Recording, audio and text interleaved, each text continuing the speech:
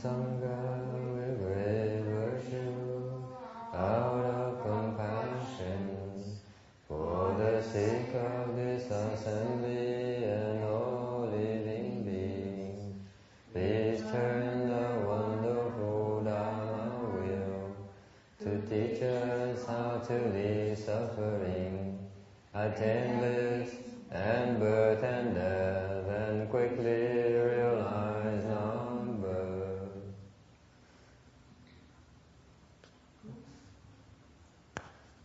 Cùng thính đại đức tận tình, vì thứ phạm vui cấp nhân thiết chúng sanh, thịnh duyên nhiều pháp luân giáo giáo ngã môn, như há liêu sinh tư đi khổ đạc lạc, tớ chứng vô sanh. Homage to the blessed, noble, and perfectly enlightened one.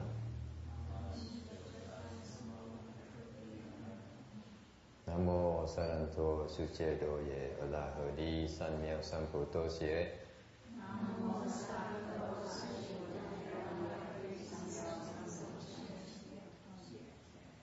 Namo Tác Đắc Tha Toya Đà Arahan E Tam Miao Tam Bồ Đà Tọa.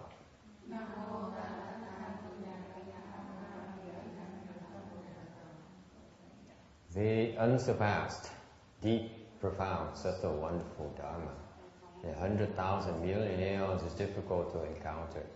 Now that I've come to receive and hold it within my sight and hearing, I vow to fathom the thus come one's true and actual meaning. Wu rang thần sơn vĩ miao pháp bái chiên quan chiên nan tạo yu wo chiên chiên quân tơ sầu tri yên chia ru lai chân sư y. All Buddhas and Bodhisattvas, Earth Store Sutra, Venerable Shenhua, Venerable Bhikshunis, or Venerable Advisors, Amitofo, Chư Phật Bồ Tát, Thánh Thưa Địa Tạng Bồ Tát và Thượng Tiên Hóa, quý sư cô, quý vị thiện tri thức, mô Phật. Chư Phật Bồ Tát, Địa Tạng Bồ Tát, Sinh Hoạt Sang人,各位比丘尼，各位善知识，阿弥陀佛。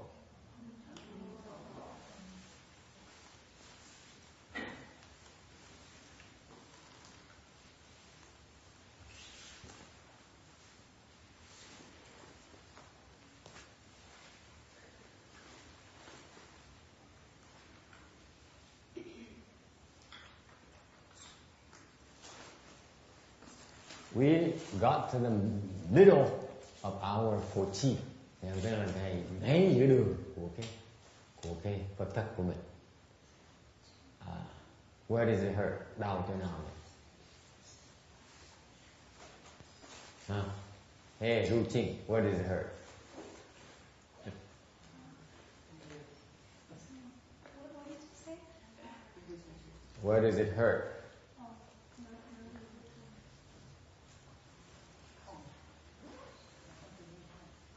I'm hurting all over, top to bottom, everywhere it's hurting.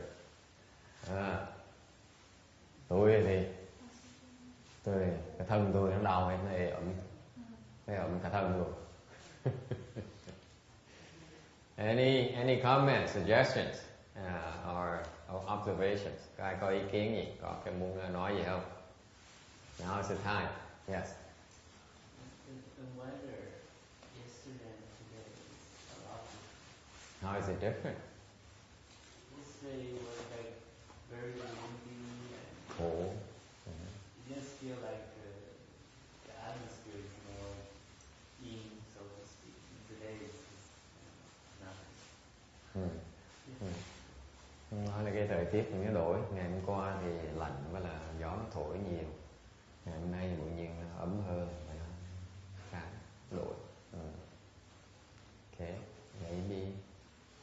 maybe it's an encouragement to make you work harder.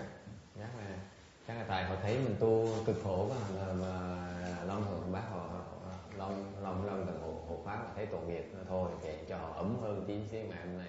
Because yesterday it was very cold in the Buddha hall, wasn't it? Much colder than today. But today for some reason I'm freezing. Is it colder really? Yes. No wonder I'm freezing. See, I don't know anymore. It's freezing too. Ngày hôm nay có ai lạnh không? Anyone cold today? Huh? In the morning? For some reason I'm freezing the entire day. Cả ngày tự nhiên tôi lạnh dễ sợ. Không biết tại sao. Em có bị cảm không? Không bị cảm. Tôi thấy lạnh đó.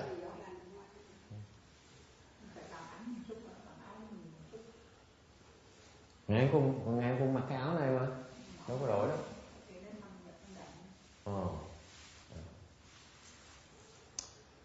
Oh well, cold is good for you. Lạnh tí nó tốt. Sao vậy?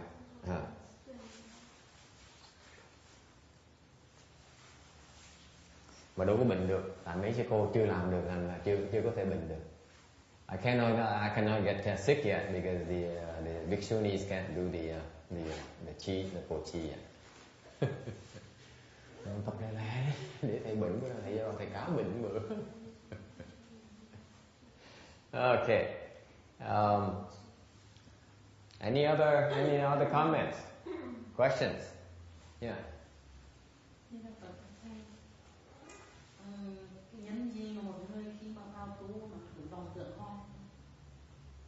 Why is that a person who là người xuất gia hả? Hay là người vào đây? Why is a left home person has so much false thinking? What do you think? Cái suy nghĩ sao? Tại sao người xuất gia nhiều vọng tưởng như vậy?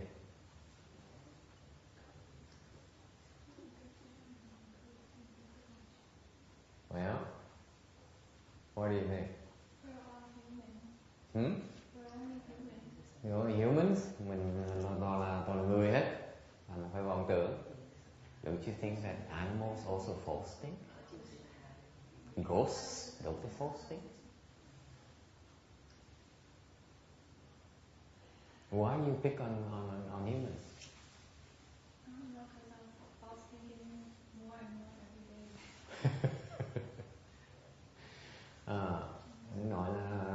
Nói là tại vì mình là con người thành ra mình vọng tưởng nhiều. Tôi hỏi bộ sao mà chê người? Bộ súc sanh nó không có vọng tưởng hả? Bộ quỷ thần nó không có vọng tưởng hả? Nó vọng tưởng như điên. Thầy cô nói là biết gần ngày càng tu có cần vọng tưởng nhiều. What do you false think about? Vọng tưởng về chuyện gì?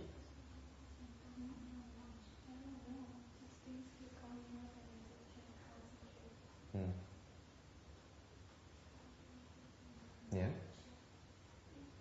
For me, I noticed the false thinking kind of shift. It's still lots of false thinking drag my mind all around. Yes. But yesterday it was more heavier, more negative, and today somehow the false thinking becomes like brighter and nicer things keep showing up. Yeah. Ông nói là ngày hôm qua ông vọng tưởng cũng nhiều lắm, nặng nề lắm. Ngày hôm nay bụi nhiên nó bớt, bụi nhiên nó đổi nhiều lắm.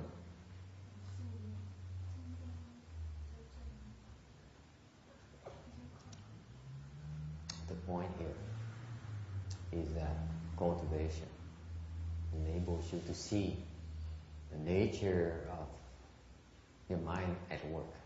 It false things. That's what it does all day long. If you even try to stop it, this is the ideal environment for you to learn how to stop it. Still you can't. Cái này nó rõ ràng cho mình thấy rằng cái tu hành là cho mình cái cơ hội để mình thấy cái tâm mình nó làm việc ra sao. Cái tâm mình nó là vọng tưởng cả ngày cả đêm. Mơ, tối ngủ thì mơ vọng tưởng. Ngày vậy là tính toán, lo, âm mưu. Tâm mình nó như vậy. Suốt đời mình như vậy. thì có gì lạ đâu. Và nếu như mình hoặc người tại gia hoặc người xuất gia thì mình đổi cái áo thôi, đâu có đổi cái óc mình đâu. Rồi mình chỉ vọng tưởng tiếp thôi, vọng tưởng về chuyện khác thôi. Ở nhà thì vọng tưởng về trai gái, con cái, rồi tiền bạc, rồi của cải, rồi danh vọng. Còn lúc mình xuất gia thì mình vọng tưởng về những gì? Mình tưởng về chùa chiền, Phật tử nổi tiếng, cứu Phật tử. Mình chỉ đổi cái vọng tưởng thôi, đâu có ngừng vọng tưởng đâu. I'm saying that the mind false thinks, that's our nature. So it's nothing new about it. That's what we do. That's how we function. That's what we train to do. Okay, you go to school, you learn how to false think better. Mấy người đi học á, ra đại học ra bằng thạc sĩ, tiến sĩ họ chỉ vọng tưởng hay hơn thôi. Họ học cách vọng tưởng nó có hữu hiệu hơn thôi, chứ họ cũng là vọng tưởng ấy. Okay, so when you change clothes at home, you false think about love, false think about your family, false think about your friends, false think about your career, false think about all sorts of worldly affairs. Okay. When you change your clothes, you shave your head, you become a left-home person. You just change the topics for your false thinking. The left-home people, they false think about food. Quên nói người xuất gia là vọng tưởng về đồ ăn. Không biết tại sao cứ nói chuyện đồ ăn ha. Chắc hơi đói. You don't realize, but the left-home people, they really false think a lot about the food.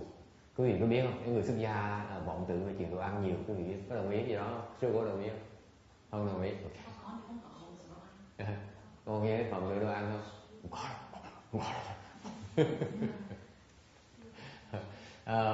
They first think about getting a temple and crossing living beings over, getting more disciples, building a bigger temple, that kind of thing. Get disciples, left-home disciples. They just change the things they first think about. That's all. The bottom line is that unless you cultivate, cái thực tế là trừ phi mà quý vị quyết tâm mà tu hành á, okay, quý vị không cách nào mà hiểu cái sự tai hại của cái vọng tưởng.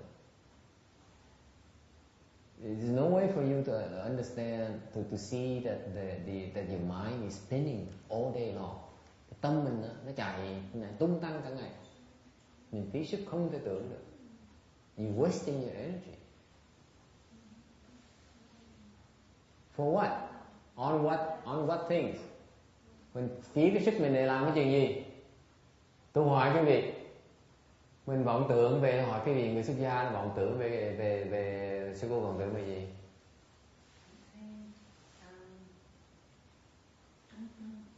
Trong một ngày tu tập ấy, thì khi mà những cái ý tưởng mà nó khởi lên thì nó cứ nhớ cho nó trên cái trạng thái như vậy. Chuyện gì? Nên mình nghĩ là thì con nghĩ đây là một vòng tưởng, ví dụ như mình đang ngồi có một cái lạc khó để mình không khỏe, nên mình nhớ về một cái người thân của mình ở đấy. Giả sử như lúc này là cái cơ hội mà người thân cũng được ngồi thiền hay là được ngồi tu tập như vậy thì thay được mấy. Thì con nghĩ đó cũng là một trong những vòng tưởng làm cho mình cái ý tưởng mình đang mục đích của mình là ngồi niệm Phật, nhưng mà tự nhiên cái dòng tâm thức nó được đi vào niệm Phật, nó nghĩ đến một hướng khác. Sư cô tu chưa gắt gao, làm tu gắt gao người thì mệt nhòi sao mà sướng được. Tôi thì mệt kia rồi tôi thì sướng gì đâu. Tu có sao hay vậy? Chị tôi sao mà sướng hay vậy? Hả? Thầy thật ra thì để có cơ hội nói thì mấy cái mù này sướng vậy trời, mình làm cực cái mù. Vậy là ngồi là thì khi mà một cái ý tưởng nó đến một cái thì là chân nó đau liền.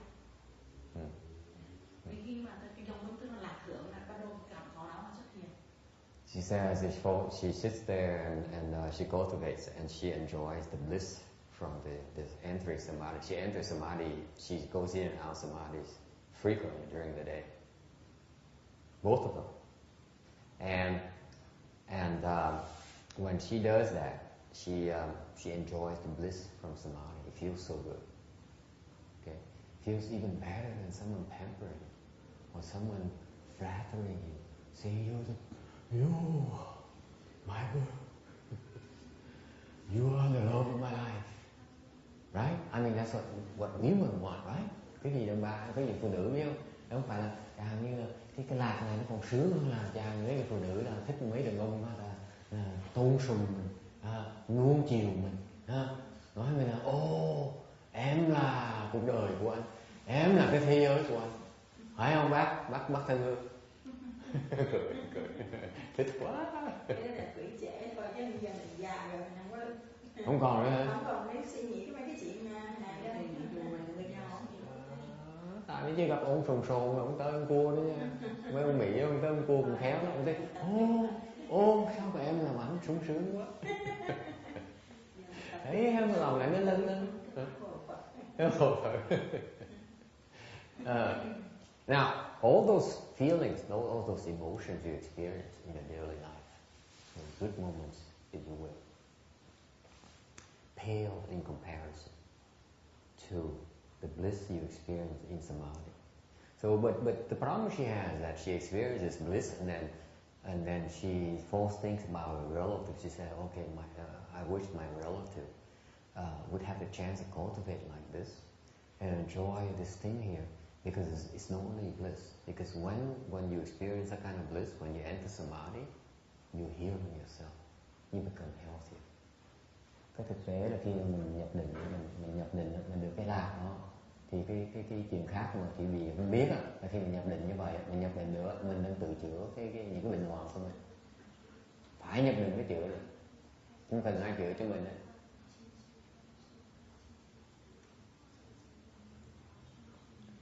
Chẳng hạn như ngày hôm qua, anh give you an example.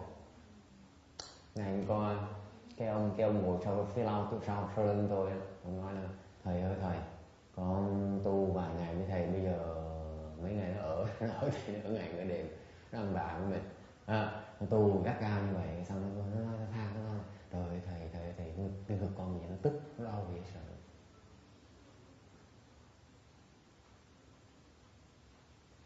Thông thường nó có đau không? Tu mà đau, ngực nó đau, tôi cười thế. Okay, so for example, suy nghĩ cái tại sao những cái nào người thầy thuốc này suy nghĩ tại sao cái nào. For example, yesterday a young man came to me. He's been working very hard day and night. He said, Master, after all this cultivation, day and night cultivation, my chest hurts right here, hurts a lot. Okay, what's wrong? What's wrong? What's the matter? Okay? So I asked these people, I said, so what do you think? What is the matter? Especially there's someone here who specializes in Eastern medicine. Sao? Cô nghĩ sao? Cả thằng ngực nó tức vậy. Không cần biết cái gì, nó người cái tức, cái triệu chứng tức ngực nghĩa là sao? Tôi hỏi xin hỏi ý kiến của thầy thuốc. Cái bà thầy thuốc là giỏi lắm nha. Cái biết không? Cái bà nổi tiếng người ta, bà chữa nhiều người lắm á. Mấy cái bệnh nan dạ bà chữa được á. Cái cô này cô giỏi lắm. Ai có bệnh tới cứu cầu cô cứu cổ. Thằng Nhượng cầu cứu cổ chưa? Sao? Tại sao vậy? Tại sao ngực nó tức?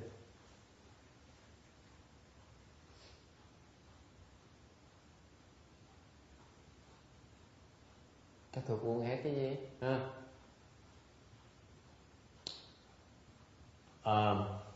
Tôi mới trả lời là tại vì trước giờ ông là có những cái bực tức trong người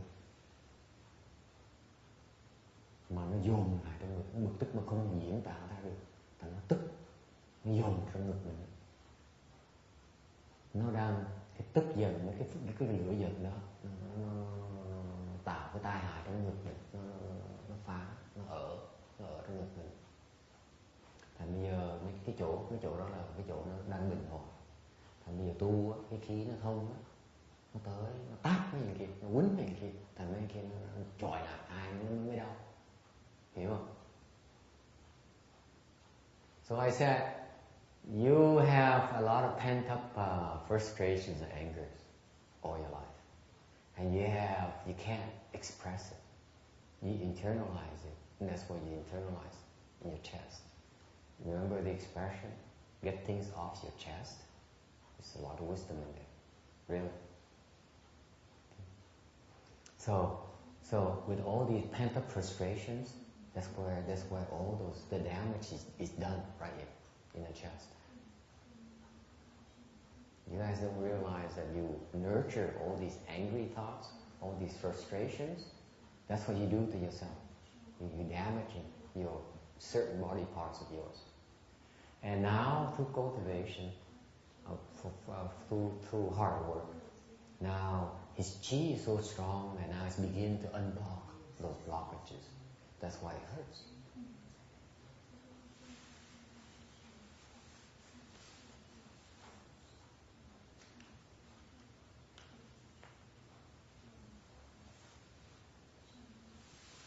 Đã thông cái kẹt cái nghe của mình nó phải đau. Quý vị không biết không? Tu nó đau, tại sao nó đau? Một phần đau là tại vì cái chuyện đó, như trong cái đau nó đem lại cái đả thông cái khí mình, nó thốc cái khí mình để nó đả thông cái nghẹt của trong người mình. Cho nên đừng có sợ cái đau. I'm telling you, when you cultivate, where it hurts, the hurt is good. Where you have pain is, I'm only talking about cultivation. When you cultivate, lúc mình đang tu đó, tôi chỉ nói lúc đang tu thôi, còn thông thường tôi nói chuyện đó. So when you cultivate and you have pain, the pain is very good because it causes your chi to flow stronger and unblock those blockages. So you're healing yourself.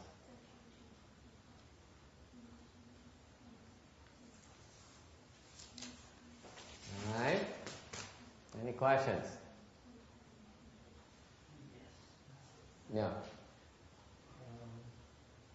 Does it still hurt?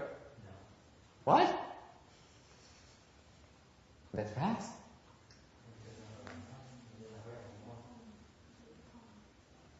Tôi hoài cái còn đau không? Nó hết đau rồi.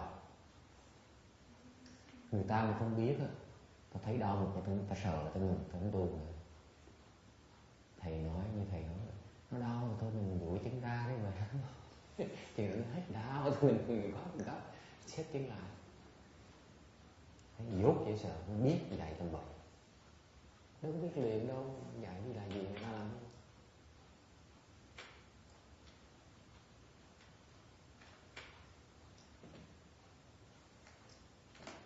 Nếu mình không giúp nó, không dặn nghĩa nó như vậy, ngày qua nó bỏ cuộc, nó thôi tu mà người đau, tu làm gì nữa. Mình thấy mình trước giờ người tôi khỏe mà đâu có bệnh gì đâu. Tới tu với thầy 2 ngày bỗng nhiên ngừng nó đau, tu tầm bậy, thầy tu dạy tầm bậy đó. You have to realize without the proper instruction, he would have quit it. He says, I'm normal. Every day I feel normal. I cultivate with you for 3 days. All of a sudden my chest hurts. So this cultivation is no good. I'm reminding of a certain Chan teacher who teaches Chan with these monks and nuns pride themselves in understanding Chan, teaching Chan. And someone came and asked that monk and said, "My master, I cross my leg, I sit in full lotus, my legs hurt.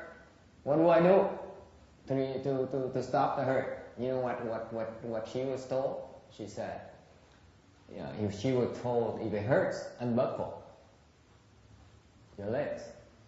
And then when it stops hurting, then try it again. It defeats the purpose of buckling your legs. You buckle your legs, that's why it's supposed to hurt.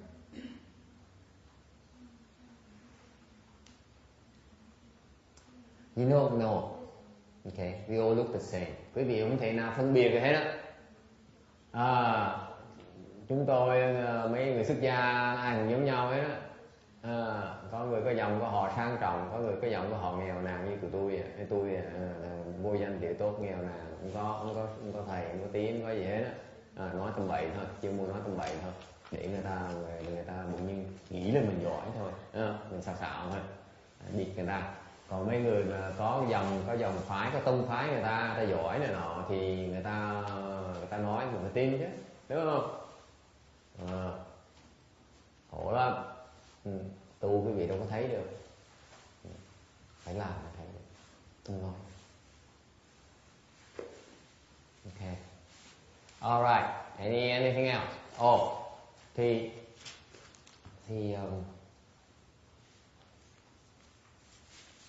I don't know why I went to the chess problem. You have a question, right? Have you answered it? I want to ask, why is it that now I find it really easier to concentrate when I chanting and circular or when I recite this, when I vocal. Yeah. But then the weird thing is sometimes when I was focusing and chanting the Namo Amito, but then it switched to the Namo Guasli Fuchan. I try to understand why suddenly has that switch to out of nowhere. No, just temporarily. It will go away. Don't worry about it. Ông nói bây giờ, ông nói sau vài ngày, sau cái cơn đau rồi, bây giờ ông có chú tâm được dễ hơn lúc trước. Ông tụng này nọ, ông tịnh có thích thú hơn. Như được có phần là ông bỗng nhiên niệm Phật á, cái lâu bỗng nhiên đang niệm, cái bỗng nhiên đổi danh hiệu từ A Di Đà Phật đổi qua thành Quán Thế Âm Bồ Tát.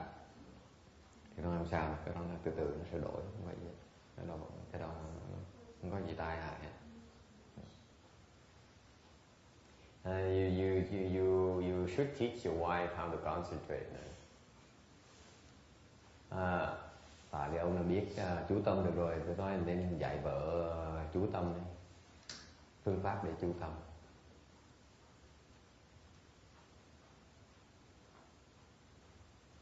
Well, what do you have to say for yourself? Your husband can concentrate, you can't. Huh? Nothing to say? I'm not supposed to say to that. Okay. The false thinking you have, you experience is natural. It will not go away. The false thinking, the intensity of the false thinking varies. Just because you progress in cultivation does not mean it goes away. This is a common fallacy. You think that since you work hard and you improve so much and you have such good, results with cultivation, you think you have less false thinking?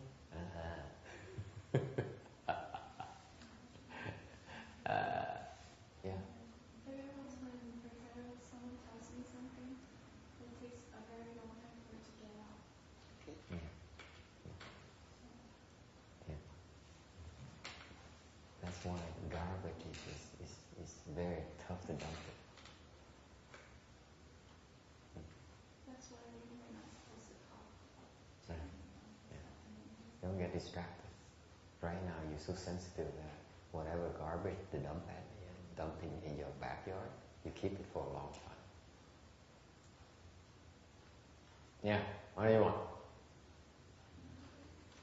I was just gonna say, I noticed the false thinking comes up faster and seems like it's straighter to the point. Yeah. It zooms in and it boom gets to it's a direct hit. Yeah, it's more clear.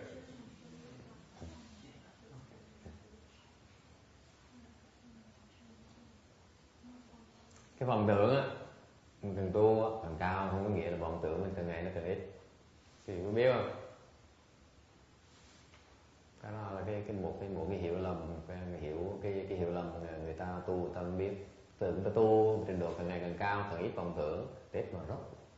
Càng cao càng nhiều vọng tưởng hơn nữa.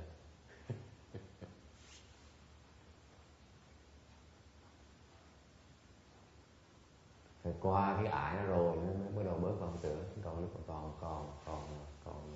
vọng tưởng nó rất nhiều. Yes, anything else? Thế có con rừng tóc nào để cho mình đoàn phòng tưởng rừng tóc? Is there a shortcut to reduce the false thinking? Rừng tóc á, là mấy cái thất này. The shortcuts are the 4 G's. The cheese cultivation is a very powerful shortcut, very effective shortcut. Mấy cái thất này quan trọng,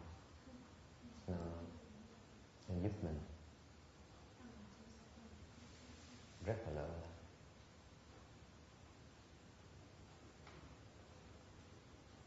Thành ra thường khi tu mấy cái thất này là ta phải làm việc, ta phải để dành cái phước đức để mà đủ mà tu được cái thất mà không bị bỏ cuộc.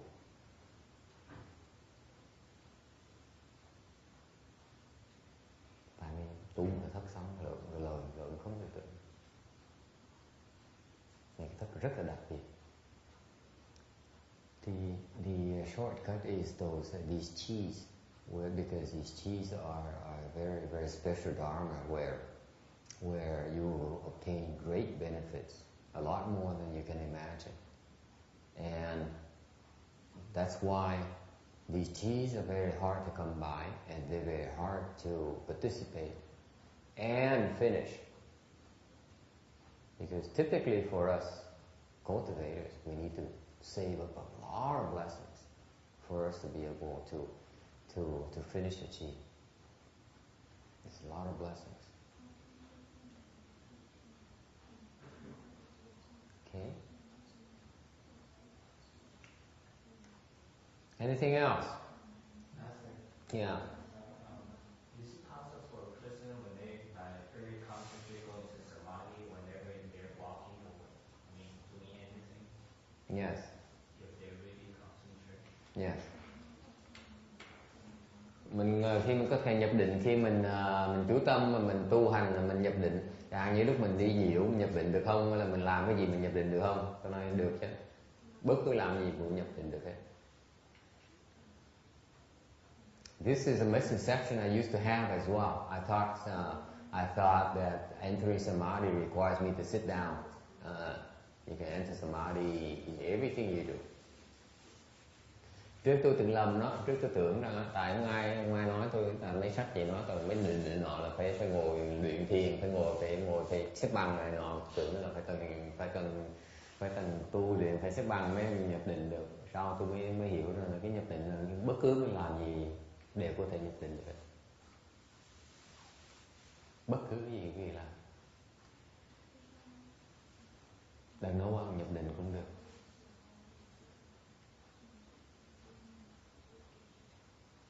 Okay. Anything else? Yes. I tried taking off my socks today, and it helped me realize when I'm not focusing on my dancing. Because my nose started running and I felt like I was going to catch a cold. Yeah, my nose runs too.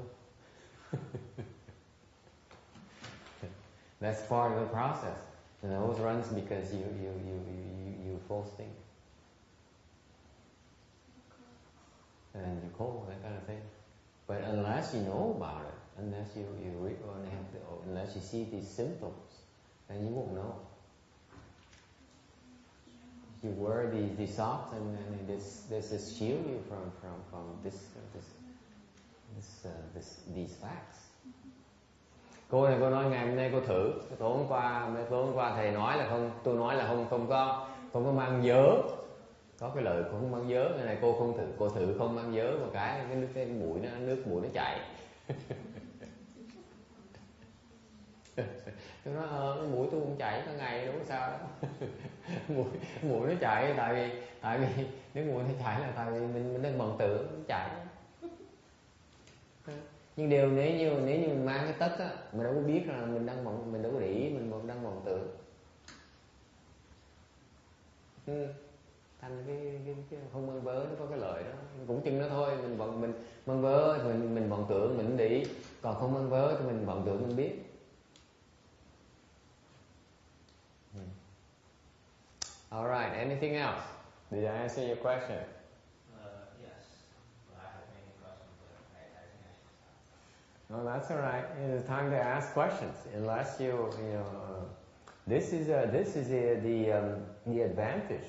Sometimes you go to these cheese here, and you have a lot of questions, because that's usually my case at when I was a Shami. I had a lot of questions, lots of problems with cultivation. I have serious problems, mind you, that I try to ask for answers from the monks, and they couldn't give me any answer. It made me very frustrated. In fact, I had this particular problem where later I talked to a Eastern medicine doctor and said, "Wow, that problem you had is real serious. I mean, very serious problem. What did you do to fix it?" I said, "I did nothing. I just practiced." He said, "Wow, you have such good kung fu. You have to teach me that, doctor." Thì không có nhiều câu hỏi, ông nói nhiều câu hỏi quá thành thôi chắc là ngừng lại, không dám hỏi nhiều, tôi nói không có đâu, nếu có câu hỏi cứ hỏi, đừng có sợ vậy đó. Tại lúc mà tôi mới tu, lúc mà làm sa di á, tu mấy cái thất này, mới tu mấy cái pháp môn này ở mấy cái chùa đó, tôi có nhiều vấn đề khi mà tu hành dễ sợ, mà hỏi á, thì mấy thầy nó quanh nó co, nó dông dài, nó trả lời tầm bậy không. Tôi rất thất vọng, không biết mà cứ nghĩ cứ giải đò nói này, tại vì lỡ mang danh mình là nổi tiếng thiền, mình là con của dòng của cái loại tổ sư thiền, làm sao mình không biết được, tu được mười mấy năm, 20 năm mà sao biết thiền được. Người ta xuất gia tỳ kheo mà được ông sư phụ, ông tổ, ông truyền, ông dạy cho 15 năm, 20 năm, 30 năm, sao không giỏi được. Người ta mặc ra không đu tịnh tu, người ta hỏi mình về thiền, sao mình phải trả lời sao bây giờ.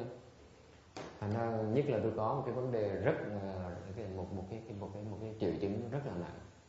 Thế hỏi tại mình bí, nó trời đất ơi, mình tu thường ngày mà đâu có bệnh gì đâu nhé. Tu nó chuyện lộn xộn nó xảy ra.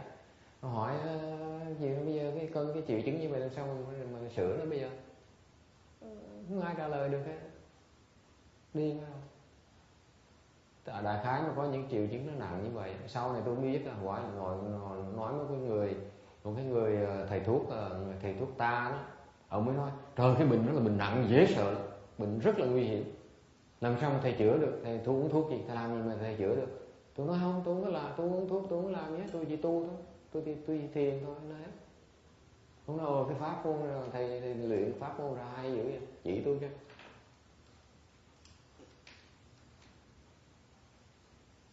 Thành lúc mấy cái lúc này, lúc quý vị có vấn đề gì lo mà đem ra mà hỏi, đừng có sợ nhé. So that's why this is the time when you have questions, just ask them. Như là thật ra hỏi câu nữa.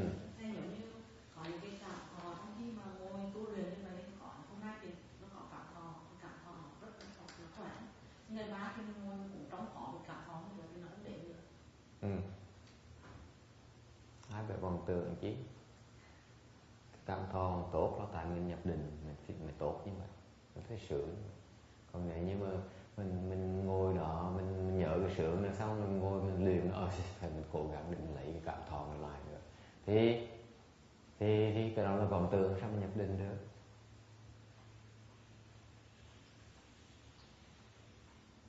Okay. Đó là những cái tuổi mấy tuổi tu hành, mấy thầy mấy cô mấy tuổi ngoài đạo bị kẹt ở chỗ đó nó không biết, bởi họ kẹt cứng.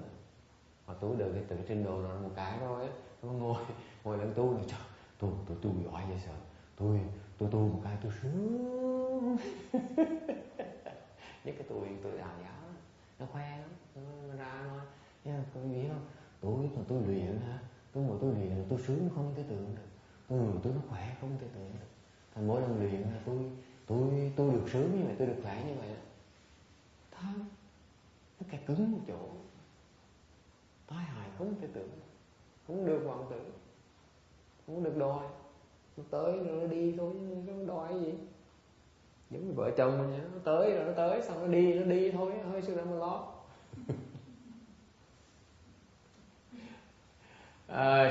She asks, I have this, it feels so good when I enter samadhi, and therefore, next time around, next session, I yearn for it. I look forward to that feeling again, and it doesn't come anymore.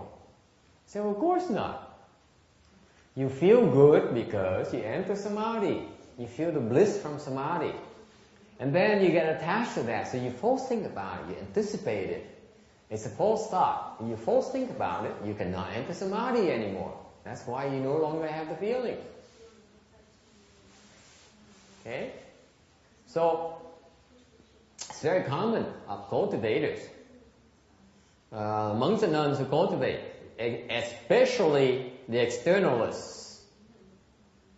I can think of some Taoist people, practitioners who have incredible kung fu and spiritual powers, and they look at you and brag and say, my kung fu is incredible. I cultivate it. I feel so good. You guys don't realize how good it feels when you cultivate. How great it is. And I'm so healthy and I feel so great. I look at how I look. You look at my appearance. All they're saying is that they're stuck where they are because they're attached to those results. They can no longer progress. Cultivation, all these states, that's what we call states. Good feelings and bad feelings are all states. Especially the good feelings, people get addicted to good feelings very easily. All those are states. They come and they go. There's no need to worry about it. You first think about it. It's to your advantage not to first think about it. And I make a joke about it. I said, it's just like your husband and wife. They come and go as they please. There's no need to worry about them.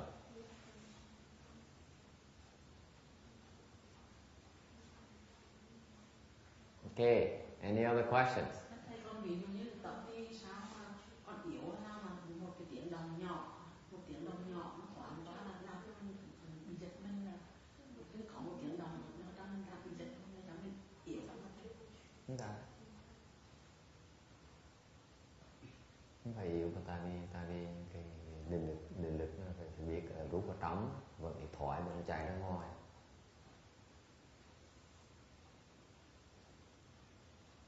Lúc mình tu sau thời gian tu mấy cái giác quan mình nó thính dễ sợ, nó rất là thính, giống như chẳng hạn như thường ngày mình nói như vậy nhẹ như vậy, nghe nói nhỏ vậy. Còn lúc mình tu cái tai mình nó thính dễ sợ, nói như vậy nghe giống như ồ, nói như cái loa nó phát thanh vậy đó. Cái ví dụ như vậy, thành ra người mình nó nhạy dễ sợ. Cái động tác mấy cái âm thanh đó, nghe một cái nó vang cái người mình thấu nhận nó này. Okay. Thành ra nó cho mình thấy rằng cái thoái mình là chuyên mình chạy ra theo cái âm thanh đó. Tôi bắt á, tôi nói á, là ngồi chú cái âm thanh của mình, chú tâm âm thanh mình, không chịu chú tâm âm thanh mình. Nghe con chó sủa chạy ra coi thì con chó là con chó nào sủa ở đâu, nó đực hay là cái. So she asked a question. She says, I cultivate and now I'm very sensitive. I hear little sound and it made me shudder. I said, of course. When you cultivate, after a while, your sensors are extremely sensitive. So everything is magnified because you are a lot more sensitive. Okay. So that fact that you shudder and react, have a negative reaction to the sounds, is because your ears are so sensitive that the sound is magnified a lot more, and it also points out to you that you are still chasing outside to the sounds.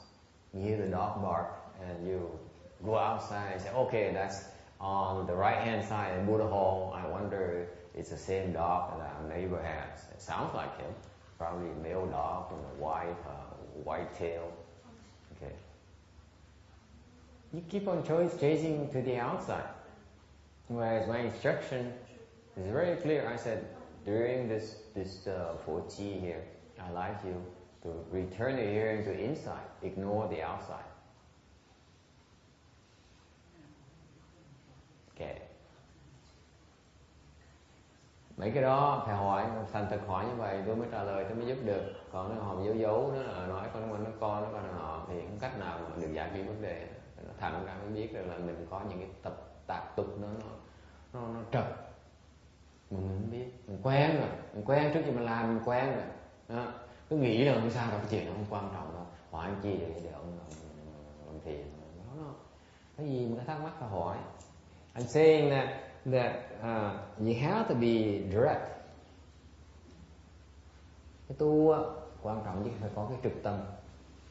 Không có so đo, không có đắn đo, không có phải tính toán là mình phải nên hỏi không nên hỏi. Có gì hịch tuyệt nó thẳng ra hết, thẳng băng như ruột ngựa. Very important to have a straight mind when you cultivate. Because when you have a straight mind, you cultivate, you spit out your problems, spit out your concern, then there's a chance for you to see your problem and try to find resolutions for it. Okay. Do not think that your question is not important or is irrelevant. Let me decide that. Because you don't realize you have these habit energies that unless you are open about it, unless you're honest about it, you will not be able to see it. They need to be pointed out to you. Yes. Okay. 有问题吗？说一说。法师，我有一个问题，就是说我修行以来好像很迟钝，没有那么敏感，好像什么都没有感觉到，这个为什么呢？ Okay, translate into English for me. Her question is that ever since she started cultivating, she feels she doesn't feel she become any more sensitive to stuff. She still feels like she's insensitive and kind of slow on things. She doesn't have any sensitized feelings or anything that occur to her. Very good.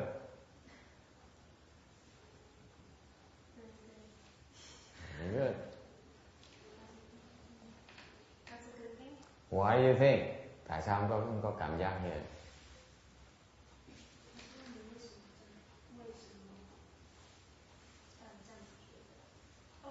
Quý vị nghĩ sao? Tại sao tu? Những bạn hay lắm, bạn là bà trước giờ bà không tin mình, bây giờ tới tu, tới thích tu nghe, thích nghe giảng kinh, chơi vui chơi. Nhưng mà bây giờ tu muốn thấy có kết quả, tại sao vậy?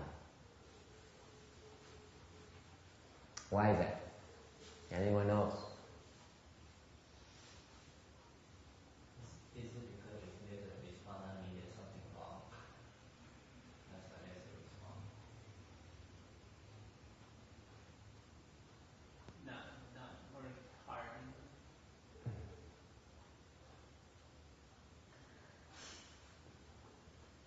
Very good. Tell her she's a wimp. That's why she gets no response. Don't tell her, hey!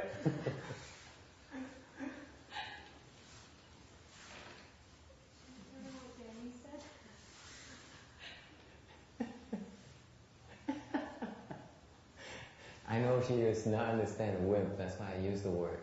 But, you translate that? private show. I'm kidding, translator. I'm not afraid of her. Not yet. Hôm nay trả lời tại vì tôi nó sân mệt. You should not be afraid to get tired. Every time you get tired, you stop. Isn't that right?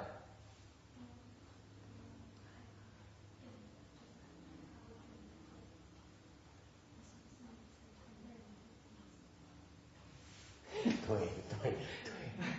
Right. Đúng. Mấy lần tôi mới niệm Phật, tôi mới đi vậy thế, chân nó mỏi. Nghỉ. Nguy hiểm quá. Cái lưng nó đau. Ngừng lại. Chân nó đau. Thôi. Tôi thông tôi khỏe rồi, tôi làm cái chuyện này vô duyên làm xem. Người ta tu, tôi nói là tu phải ngồi, phải chịu mệt, phải chịu khổ. Không chịu khổ, không chịu mệt, rồi đòi cảm ứng. So you know, she bows to the Buddha, her legs begins to hurt, and she says, "Oh my God, my knees are hurting, I better stop." Or she walks around and her legs are not comfortable. She says, "Oh my God, I better sit down because I'm going to hurt myself." Or the back hurts. She says, "Oh my God, I better go to the room and lie down." They got up at 5 to do the morning ceremony. She said, "No, I need my sleep. I need my beauty rest."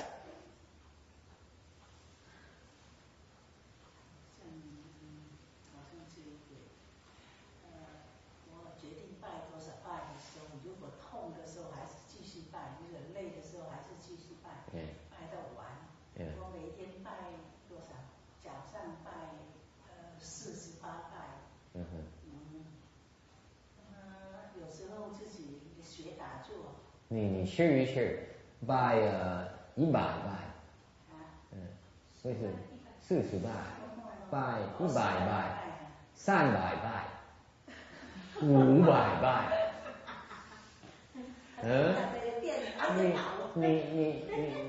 你他的脚是没有力的，那就600拜没有力，蹲下去爬不起来。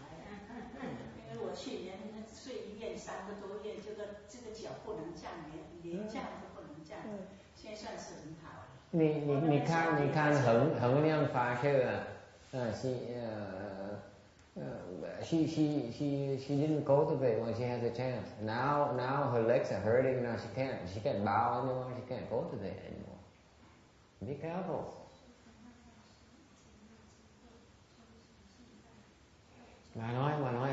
Bà đến chính bà nói là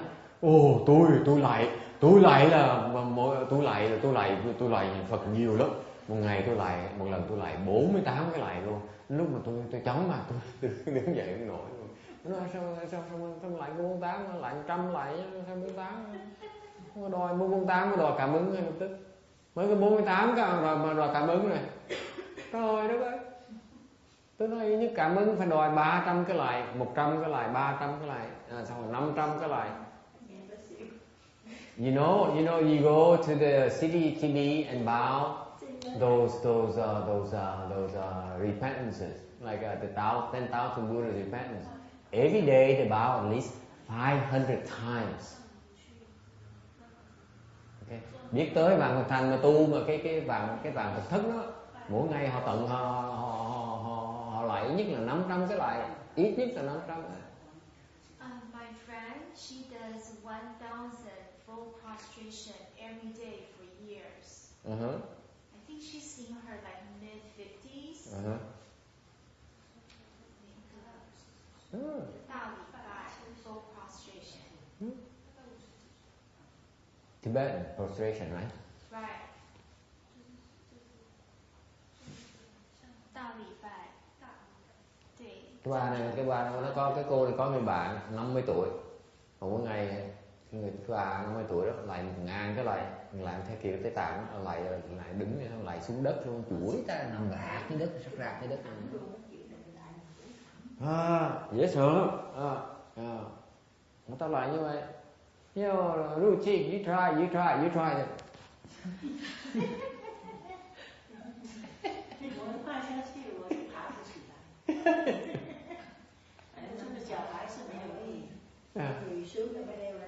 It's a good thing you buy. If you did not buy, if she did not buy, her legs would be a lot weaker. I will tell you that flat out. Mấy đứa bà còn chịu lại, nhất mà lại còn 48 cái lại đó, thành cái chân bà còn có sức đó. Còn nếu bà không lại cái chân nó vẹo còn sớm hơn nữa. If she did not buy, bow to with her knees would give up, give out, or go out on her a lot quicker. She doesn't realize it. The bowing dharma is very, very important, very beneficial. Cái pháp môn lạy đó nó quan trọng dễ sợ lắm, mà nó lội không tưởng tượng được. Cái cổ chân, cái đầu gối bác bị bệnh gì nó thay ống sắt hả? Bây giờ nó không tréo được nữa hả? Không có quỳ được, nó không có co nhiều được, cái chỉ như vậy thôi. Ngồi thấp xuống không được, ngồi thấp xuống cái chân rất đeo, phải đẩy thẳng gì, không có co lại được. Mà trong khi đứng vậy hả, phải mò đứng vậy chứ không đeo lên nổi. Tell Ruching that, you know, her neighbor, next door neighbor right there, she had her knees replaced with some steel knees. Okay, now she cannot bow, she cannot bend her knees that much anymore. Okay, if she's not careful, she can get some steel knees herself. Better keep on bowing.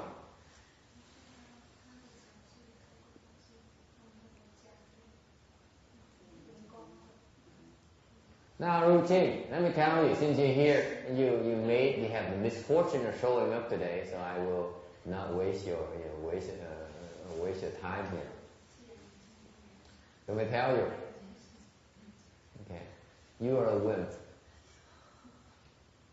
Okay, you don't understand cultivation. Cultivation. You need to get higher. You need to get higher and keep going. That's when you get the response.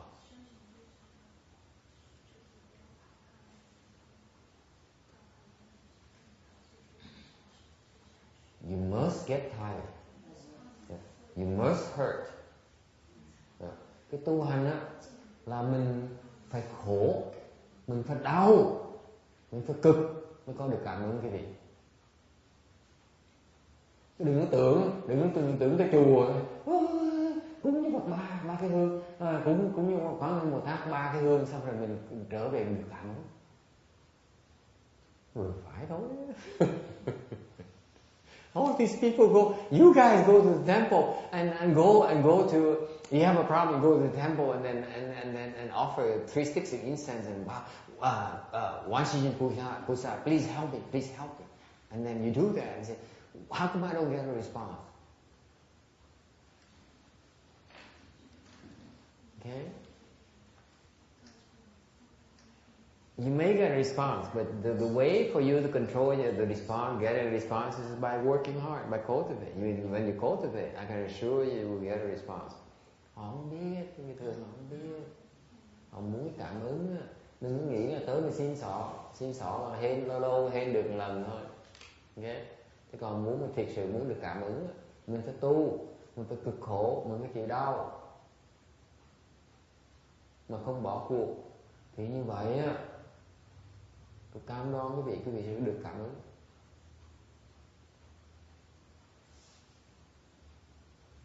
Tại Phật Bồ Tát hộ pháp đó, không có giúp mình đâu, trừ khi mình có được cái thành tâm. Why is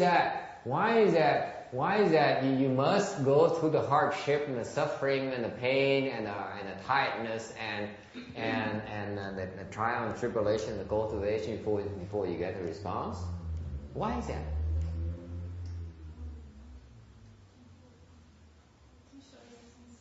That's right. Very good. You understand Vietnamese or what?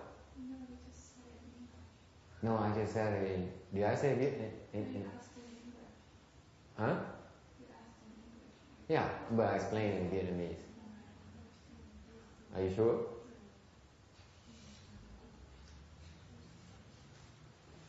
No fun.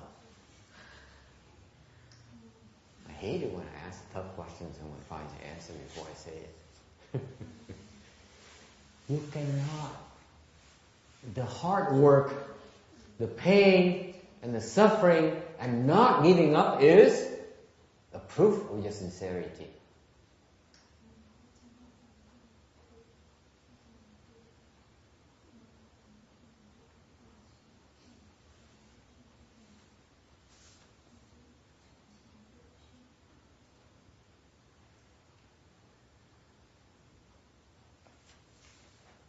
You know Amitabha, các vị biết không? Phật A Di Đà khi ngài tu, khi mà ngài quyết định là ngài tạo cái Phật độ của ngài, cái tịnh độ của ngài. Okay. When Amitabha made a vow to create his voice and bliss pure light, and he wants it to be unparalleled, unequal. Ông Phật quyết định là cái tịnh độ của ngài là phải là tốt nhất, không thua ai. Okay. Ông ngồi ông quán là những cái tịnh độ khác á, khi mà họ được cái hay, cái tinh hoa những tịnh độ khác á, thì ông thấy được cái đó, ông nói bây giờ mình lấy cái hay cái này, lấy cái hay cái này, lấy tất cả đó. Okay. So he contemplated all the other Pure Lands and he he contemplated all the superior features of the other Pure Land. He took one from each, all the superior features. Okay, took them all and put together to make his own Pure Land. Okay. So at least his Pure Land is as adorned, as fantastic as any of them. So was this done when he was Fazang Pichu? That's right. That's So what when he did. he was a human. It took him 5 kalpas to investigate the superior features of all the other Pure Lands.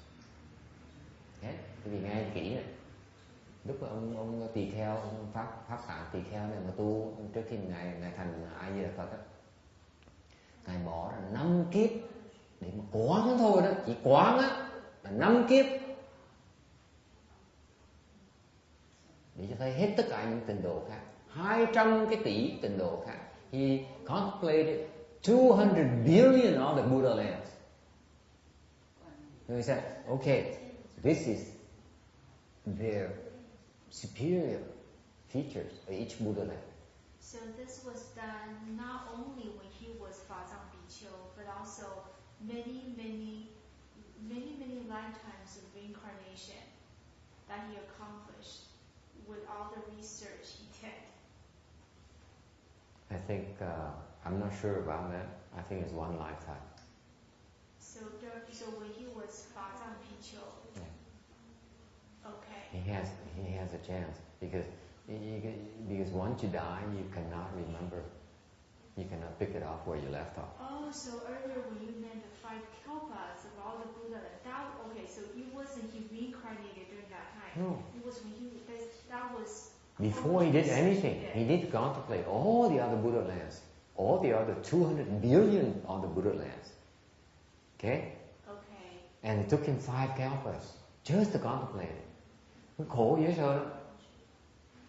Muốn quán mấy cái Phật độ khác là ngài phải bỏ 5 kiếp luôn để mà quán cái Phật độ, chưa làm gì hết, ngồi quán luôn 5 kiếp rồi. Okay? And then after he knows he has a roadmap, he spends countless nayutas, kalpas, uncountable kalpas to build his Buddha land. Rồi sau khi mà quán biết là phải cần làm gì đó, thấy phải cần cái phương pháp, tại một cái hay, một cái tinh hoa, một cái Phật độ là phải cần rất tốn công để mà xây. Giống như mình xây nhà vậy, bác biết xây nhà ha, nhà nó đẹp là cái nhà nó đẹp hơn nhà khác, tại vì mình phải bỏ công phu, bỏ cái thời giờ, bỏ cái sức lực vào, của cải vào mới làm cái nhà đẹp hơn người ta được chứ, đúng không? Thì cái Phật độ nó cũng vậy thôi, muốn Phật độ mà hơn Phật độ khác là phải còn cực hơn Phật kia nữa. So you understand, just like building a house, if your house it looks better than the next house because you put more into your house in terms of efforts, in terms of materials, in terms of time. I'm confused. How is that possible to be done in one lifetime when he was Fazang Biqiu. He did so much research. How was it possible in one lifetime? He was aided by the Buddha. He was what? He was aided by his teacher, the 世自在王佛, his teacher. Okay. So he must have already enlightened to a certain degree. No, he wasn't enlightened. He just received the Buddha's help. Okay.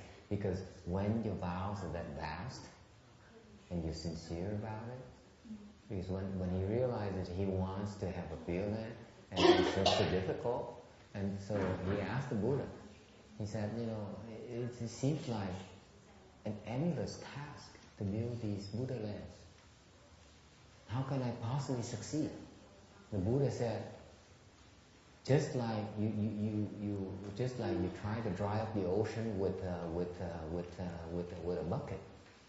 It looks hard right now, but you keep going and don't stop. Eventually, you get there. Eventually, you will dry up the ocean. Same thing in Buddha lands.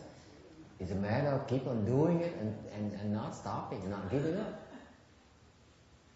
The idea is the time you put into it. And not give up. This is the thing about Amitabha Buddha, that people don't understand the beauty of the Pure Land Dharma. They always see the Pure Land. To create a Pure Land is just a fantastic undertaking. So And right there he's teaching us to keep going and not give up.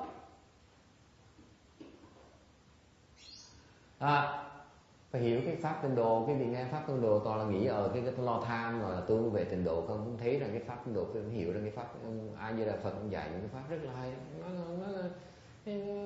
Lúc mà cái câu hỏi cô này, câu hỏi là làm sao một con người mới có thể đủ thì giờ làm những cái chuyện nó lâu như vậy được. Tôi nói là tại vì ông này phát cái nguyện lớn quá đi, thành Phật, ông sư phụ ông Phật gọi là thế tự tại vương Phật á, mới động tâm, ngài mới nói để tao giúp mày.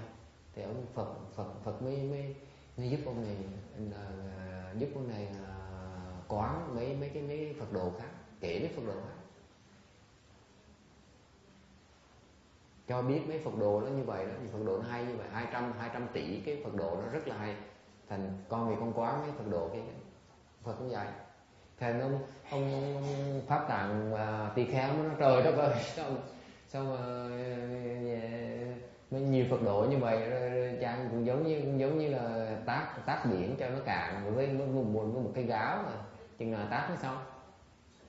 Phật trả lời thì đương nhiên tác biển với cái gáo thì nó lâu dễ sợ, nhưng vấn đề nó không xong, tại vì mày ngừng lại thôi, chứ mày đừng có ngừng thì sao không xong được.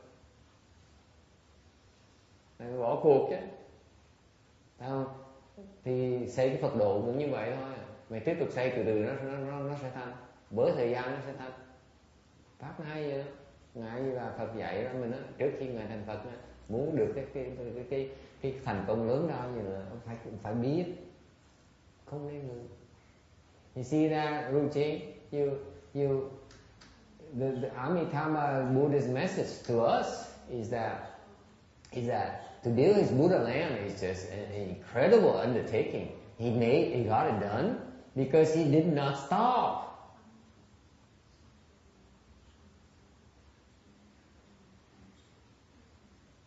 Similarly, when you cultivate,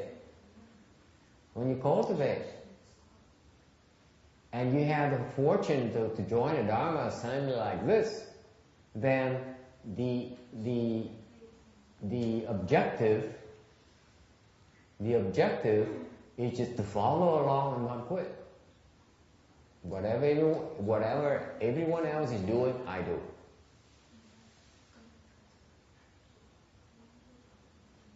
Then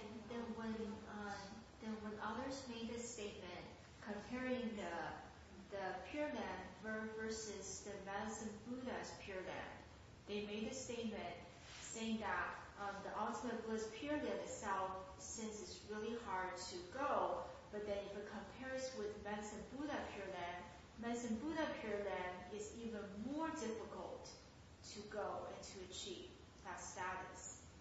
That's Is true. that true? That's true. Why? Because Amitabha Buddha had a vow that Medicine Master Buddha does not have. His vow is that he has two things, several things actually. The two major things is that his Buddha land is as adorned as any other Buddha land, number one. That's why it took a lot of work. Alright? This is the part that you missed when during the Amitabha's Buddha celebration. That you step outside, I started talking about this. And the number two is that what's the point in having a Buddha land so wonderful and you have a hard time getting there? So the beauty of his Dharma is that he realizes that, okay, my Buddha land is wonderful, but I also need to take a further step by creating a Dharma that enables them to get there easy. That's why his Buddha land is still the best Buddha land, in the sense that it's the easiest one to get to.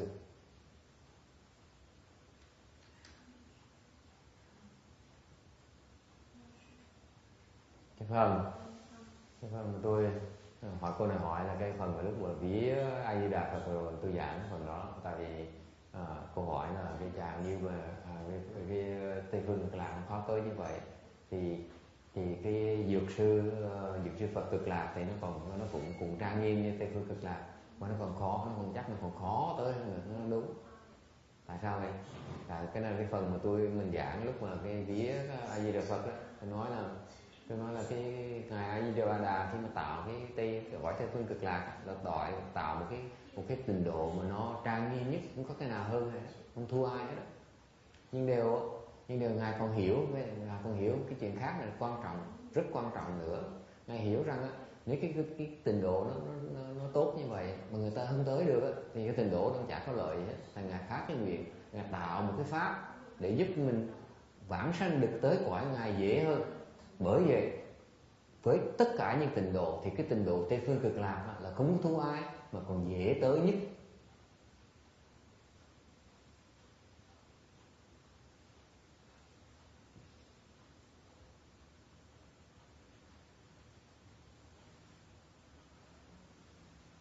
Okay.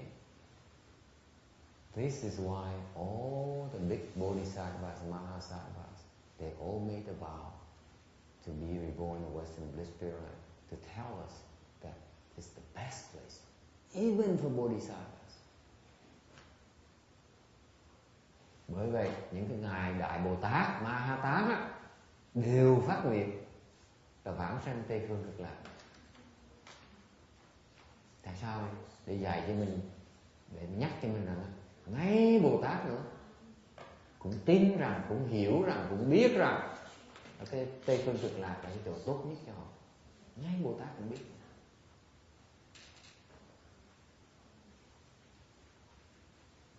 Okay, anything else? Any other questions? So Bojing, you take it easy. Don't overdo it. But you want responses. You have to suffer a little bit. You suffer a little bit, then you get a little bit of response. You suffer a lot, you get a lot of responses.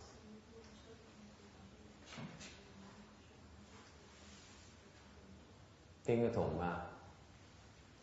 It's all hard work. Okay, Jimmy, any other questions? Back to reality, yes.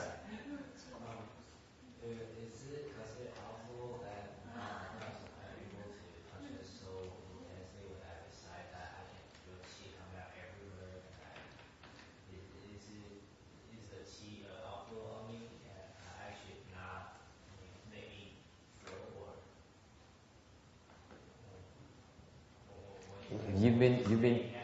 You've been practicing the Taoist Dharma from Tuk, right? You manipulate qis, right? But actually you convey the qi throughout your body. Am I correct? Okay. Ông này ông hỏi là ông tu bộ như ông luyện thì ông thấy khí nó bốc ra, cần ngày cần chú tâm cái bộ như thấy cái khí nó bốc ra người trong khí vô trong người nó bốc ra, nó toát ra đủ chỗ. Ông hỏi là cái đó là tốt hay là xấu? Hỏi ngược lại, tại tôi gửi ông tới cái ông đạo giáo kia để mà luyện luyện công để chữa bệnh ông. Thì ông kia ông dạy câu này pháp đạo giáo, ông kia thầy thuốc là người quen với tôi, ông đàng hoàng đó, ông giỏi, ông thầy thuốc giỏi đó. Thì ông mới nhắc khéo tôi nói là con đang dạy học trò của thầy, đệ tử của thầy cái pháp môn luyện khí của đạo giáo, có được không? Dạy được đâu sao? Phật giáo, đạo giáo đối với tôi pháp đạo giáo, pháp Phật giáo dạ khác bao nhiêu. Cái tôi giảng thêm là những điều không muốn nói với ông dài nữa. Thì ông này bây giờ ông tu ông bây giờ ông thấy toát như vậy thôi, có phải là cái pháp đạo giáo mà mày luyện đó có phải là vận chuyển cái khí trong người không? Đó, đúng.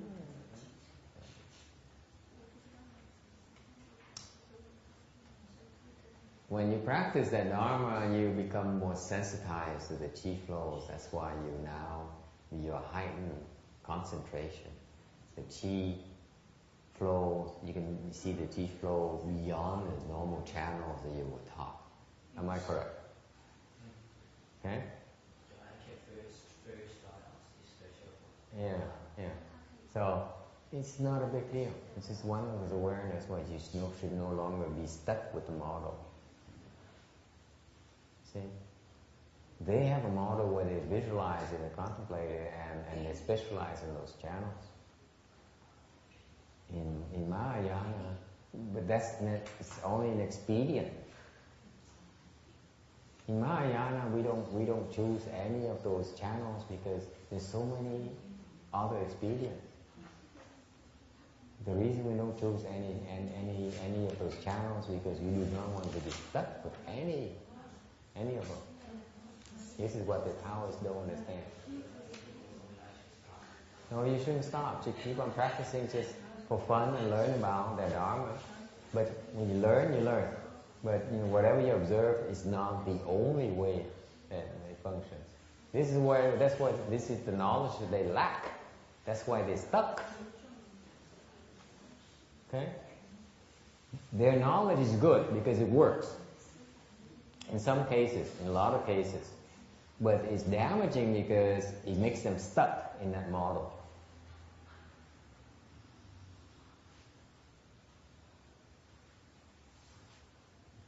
Luyện khí như vậy thì nó ông nói như vậy thì tôi mới giảng cho ông biết á, cái tụi mấy người bên đạo giáo á, cái phép luyện khí, cái pháp luyện khí nó giỏi, nó cao minh lắm, nó rất có cái hiệu nghiệm, thành ra nó dùng cái pháp luyện khí để nó chữa bệnh, nó làm mở thần thông, nó đủ thứ hết, thì nó hay. Lúc mà tu với phương pháp đại thừa mình á, thì bỗng nhiên ông khám phá ra cái khí nó chạy còn nhiều hơn theo cái những cái luồng khí, những cái mạch mà bên đạo giáo nó luyện. Ok, thành ông sợ, trời ơi sao trước kia tôi tưởng nó là cái mạch khí nó phải chạy nhưng mà bỗng nhiên nó chạy nó lại chạy đủ chỗ hết. Tôi nói đó để cho mày thấy rằng là cái phương pháp bên đạo giáo nó hay thiệt, nhưng điều đó nó vẫn chưa phải hết tất cả. Okay. Không phải riêng đạo giáo, không bên đông y như vậy. Mấy cái đó là chỉ là một cái phần nhỏ. Thành ra cho thấy rằng là cái quan trọng nhất là mặc dầu nó không theo, nó vẫn theo cái khí, nó vẫn theo những cái luồng khí mạch khí nó của ổng. Okay. Thì ông hỏi ủa như vậy thì con nên nghỉ, nên ngừng tu cái pháp đạo giáo, không đâu sao, đâu cần ngừng lắm vậy. Cho mày thấy rằng mày tới mày tu như vậy là có một cái phương pháp luyện như vậy mà học cho nó vui, học để mới hiểu không á, phải hiểu rằng rộng hơn, và nới rộng nó ra là không phải chỉ đó cái cách duy nhất của cái thế giới mà nó có thôi, nó có nhiều cái đường lối khác nữa. Bởi vậy bên đại thừa mình tu á, Mình không có luyện cái loại khí nữa, tại bình thường luyện khí là mình thấy cái hay cái bụng như nó bị kẹt. Chỉ mấy người đạo giáo họ tu như vậy họ thấy cái hiệu quả, thấy cái hay đó, thấy cái thành công nó lớn quá, cái thành họ tưởng rằng là họ phải giữ cái đường lối đó họ mới được cái thành công lớn như vậy. Bên Phật giáo mình tại mình không cần bị kẹt vào những cái đường lối đó, thành ra cái đường mình nó rộng hơn nhiều. Thành tại sao tôi nói hôm nay không cần bỏ cuộc, bỏ làm cái gì? Mình học là học thôi. Giống như tới quý vị dẫn quý vị tới gửi quý vị đi học đại học ra cái bằng đại học, đúng nghĩa bằng đại học là bằng tầm bậy đó. Nó có cái dùng của nó thôi. Đừng nghĩ là bằng đại học đó là tất cả nó có thể hiểu được hết tất cả mọi sự trên thế gian này. Đồng ý không? Thành bên đại thừa mình nó hay cho đó là mình không bị kẹt, mình tu không bị kẹt. Mình thèm đi cái đường và đại học họ cũng thèm cái đường đi đường đạo giáo, thèm cái đường đi đường khí công, đường tài chi hay là đường luyện võ, tại mấy cái đường đó nó đều bị kẹt hết, nó bị eo hẹp. Cái tai hại nhất mấy cái đường đó là họ nghĩ là họ phải cần giữ những cái đường đó mới có kết quả được. Bên đại thừa mình không cần, mình xả hết, kết quả mình lớn không cái tưởng bất khả tư nghị. Pháp bên mình dễ sợ, các đại thừa kinh hoàng cái gì cũng hiểu. So I explain, so there's no need to be stuck in those models. That's the first, that's important thing. Do not belittle that either. Just like everything has its purpose. For example, you go to school, you get a degree for a purpose because it's useful and you can use it accordingly. But do not get a big head and saying that you get an education, you get a PhD, you get a master's degree, and you think that you know it all. You know that it isn't a thing you don't understand. You know it's not true because even in your field of expertise, you need to specialize. You don't know everything about your field.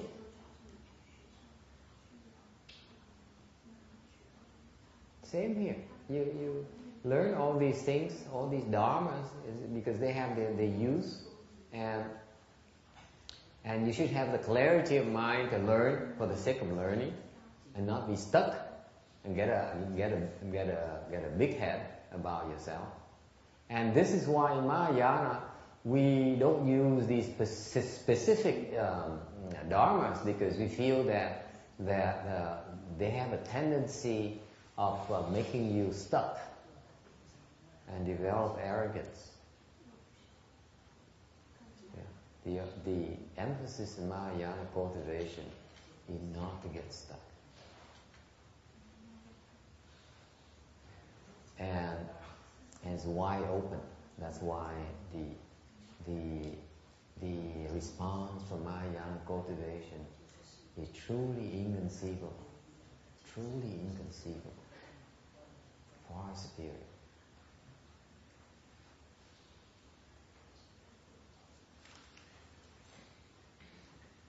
Okay, anything else?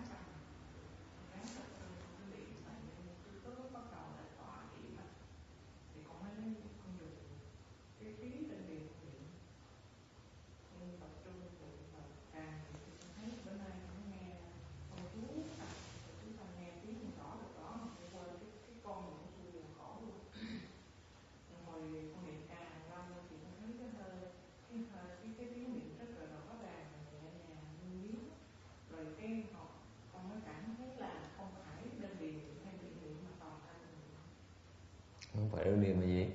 Có nghĩa là khi mà con niệm vậy rồi tới một hồi nữa con thấy con cảm thấy cái giác là giống như con phải có đơn điệu hay niệm con niệm mà toàn thân con niệm. Dạ, ăn trong rồi. Rồi xong sau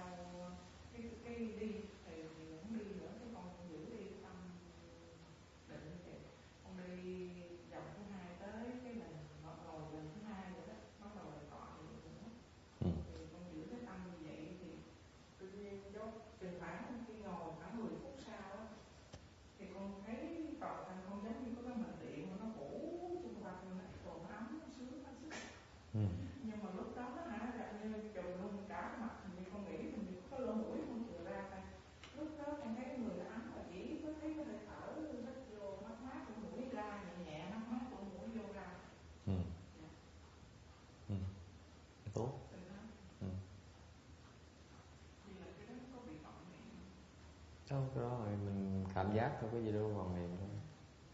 Mình chỉ thấy thôi. Cái vòng niệm là mình suy nghĩ, cái vòng niệm còn mình thấy đâu phải là vòng niệm. Mình đâu có chết đâu mà sao không thấy được. Chừng nào mình thấy mình mới sợ mình chết, chứ còn mình còn thấy mình còn an toàn. Tu mà bỗng như thấy cái gì không còn thấy là thôi nguy hiểm quá, chắc là mình chết tới nơi rồi. Không tôi đùa. She has a state where she was cultivating in the afternoon, and a small bug flew into her mouth. And she couldn't recite anymore. She was coughing and she was struggling with it. She couldn't concentrate. She was like, "Oh boy, am I in big trouble." So when during the sitting recitation, she sat down and said, "I'm not going to let a small bug, ruin my cultivation for today." So she concentrated very, very hard, and then she entered samadhi. Okay, and it felt so good. It felt as if she could recite, and she could recite clearly, loudly, and even felt that she's not reciting to her dying being, or with her mouth, but actually her whole body is reciting, and it feels very blissful. So she asked me, "Is it a false thought?" I said, "No, it isn't. False thoughts, false thinking is when you think about it. When you're aware of things, it's not called a false thought. Okay? Because you're still alive. You're supposed to feel and experience things, be aware and be conscious of things. That's natural. I would worry when you cultivate and you feel nothing whatsoever, like routine. Okay? What did you say? You heard me. I was testing you, so you were paying attention. No, because you're not dead. You're supposed to experience things and be aware and conscious of things. That's normal. The danger is when you become aware of these states, these things, and you think about it. That's what the danger is. Awareness is not. Cảm giác là tốt, biết là chuyện thông thường, nhưng đừng có vọng tưởng theo cái biết đó thì không sao. Okay. Mấy người xong cảm ứng đầy ấy, sao tu mấy ngày tôi không có cảm ứng gì hết nha, tôi thà buồn dễ sợ. I'm so sad because all these people have all kinds of states and experiences. I got nothing. I'm so jealous.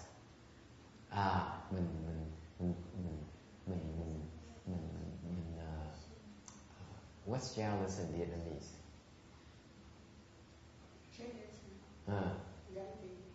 Tôi ganh tị với sợ. Cái gì to tôi có thành công, có cảm ứng. Tôi như đệ tử tôi nhập thanh mà nó là tu, nó tới tu ngày xong rồi nó có cái cảm ứng nhé. Tôi mấy ngày còn. You see routine,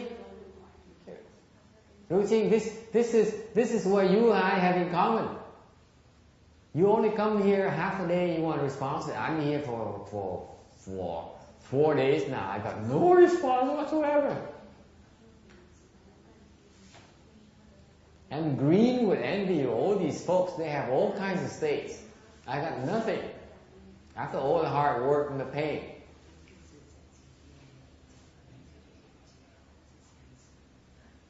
You see? Even though I don't give up, even though I don't rest when I'm tired, I got nothing whatsoever.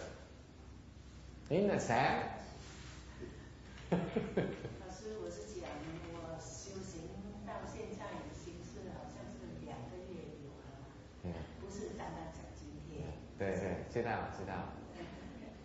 可是你用功不知道怎么用功，用功要累一累，要痛一痛，不要休息，不要停止，好不好？知道，我知道你懂得很多，你学了很多 ，OK， 可是都是Xin lỗi có ai có chiếc xe còn đổ là cho nó mua bán người ta đi mua một tám. OK OK OK thank you. 都是在这里。修行是在你全体，全身体，好不好？身体要有痛，要累，要痛，这样子才有感应。听得懂吗？现在我也不敢想有什么感应，就是感觉到为什么好像有点我知道。不停是这样子。对，我知道，因为这你我这两个月，我在等你问一问，为什么大家都有感应，就是我们有什么感应？我知道啊，因为是你是求知识，你是不求知道怎么用功，怎么修行，对不对？你喜欢。还是说你是在求知识，还是在想要知道怎么修行？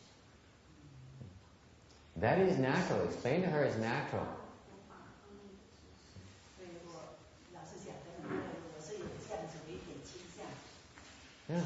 No, you're very smart, and you tell her that she's very smart, and she's learning a lot of things that she never heard before, and that she enjoys the lecture and learning.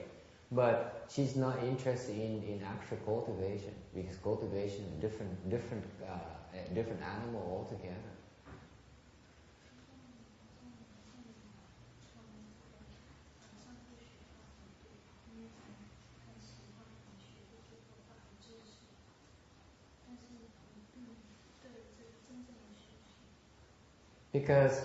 Because the next step for you is if you want to put everything you learn into practice, that's when you get all these feelings, these responses, so-called responses. Because if you look around them, they put in the work and they get all kinds of responses. Because they find out that I wasn't pulling their legs. For example, I asked them to endure the leg pains or keep going and not worry about getting tired and worry about the pain and the suffering, the cold and those things. They tried them and they found out that I was not lying to them. Nói cho trò tôi không biết là tại bà tới đó bà thích, là tại bà thích mấy tháng là bà thích nghe mấy lời kinh, mấy lời giảng, rồi thấy hay vui. Tại bà đọc bậc dễ sợ, bà đọc mấy kinh, bà nhà có chuyện làm mà lấy kinh bà đọc loạn cái ngồi ấy, bà thích dễ sợ, bà đọc tiếng Tàu thôi, nhưng đệ tử nó thịnh mấy kinh ngài Tiên Hóa về bà đọc hết. Cái bà thích, bà dân trí thức, dạng trí thức mà. Dạng trí mà, thành là thích đọc, thành bà tới bà nghe mấy chuyện nó quẩn sang phải ông này giảng mà lãng loạn sang ngôi, cái gì ông cũng dám nói đó. Bà thích cái chuyện này, nhưng đều cái thích đó là cái thích gì, thích cái trí trên mình thôi, tại nó vui thôi. Chứ còn tôi nhắc cho bà biết là lúc mà tôi giảng cái này là tôi nhắc là cho họ, cho cái vị nghe là có những cái pháp tu ở trong. Chẳng tôi nói là ngồi tu thì phải chịu khó đau chân, tu thì phải chịu khó đau lưng, tu phải chịu cái lạnh, tu phải chịu cái cực, tu phải chịu cái khổ, tu phải chịu ít ngủ, đến độ mình phải ngu gục trong lúc mình thầy giảng kinh luôn, chuyện thứ tiến hóa, hồi tiến hóa mà còn sống. Từ đó tham đầu tiên tôi nghe giảng pháp đầu tiên, quý vị biết sao? You know, when the first time I went, attended Master Shen Hua's lecture at ITT. Hồi đó là cái chỗ đằng Burlingame, cái chỗ mà trung tâm dịch kinh của ông. Thì tôi vào, tôi mừng chứ sao? Tôi nghe ông tiếng Hoa nổi tiếng quá mà, biết không? So I heard, I had great admiration for Master Shen Hua, and I heard he has a lot of big shot disciples. And so I walked in there, and he was lecturing with Han Shuo next to him, and people were translating. It was a big deal. Okay, lots of people attended, like 60 people attended. Hồi đó có nhiều người tới nghe, người phân dịch mà thầy Hằng Thực ngồi dịch cho ngài Kim Hóa mà. Tôi ngồi phía sau, tại mình quen thích ngồi sau để quan sát người ta. So I have this habit of staying in the back of the room to observe everyone, to see, to have a panoramic view of the entire thing. Guess what I saw? Ngồi sau quý vị biết quý vị thấy gì không? Một nhóm người xuất gia ngồi phía sau, suốt phía sau. I saw a bunch of platform disciples of Master Shen Hua way in the back. You know what they were doing?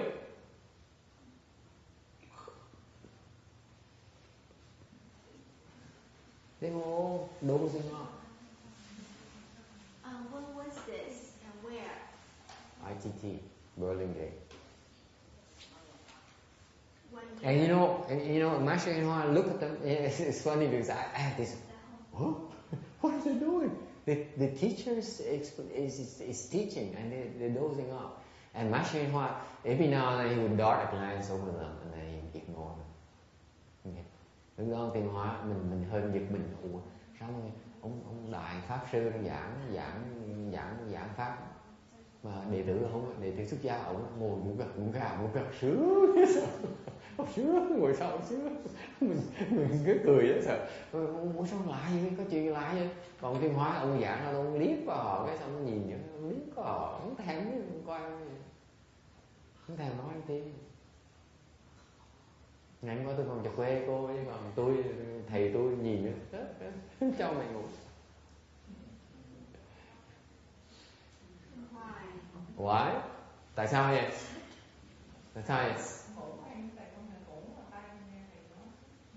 She says, I was sleeping yesterday, but I could hear you speak. Yeah. Cô nghe được cái gì? Tôi bắt cô quả tang rồi nó xạo với tôi. Không, cô có nghe thì quan trọng như thế. Hey! Nghe không? Yeah.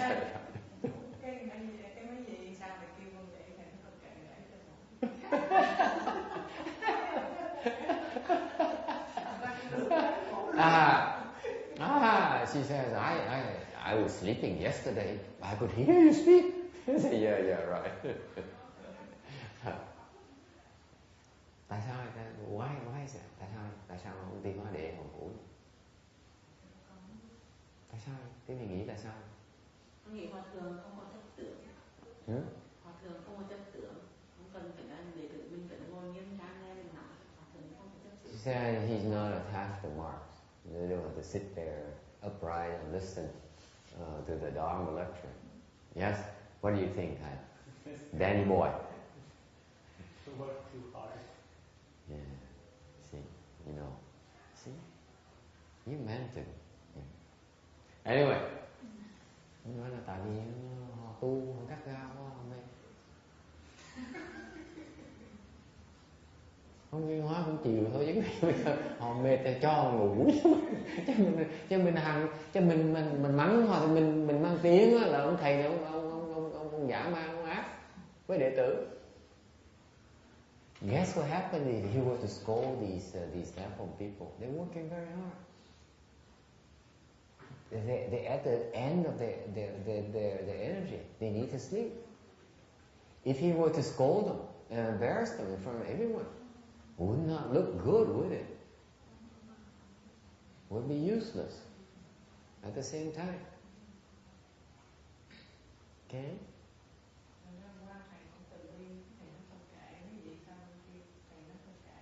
Không phải, thì ngày hôm qua cô lúc mà đang giảng kinh mà cô ngái nó vui vậy sao?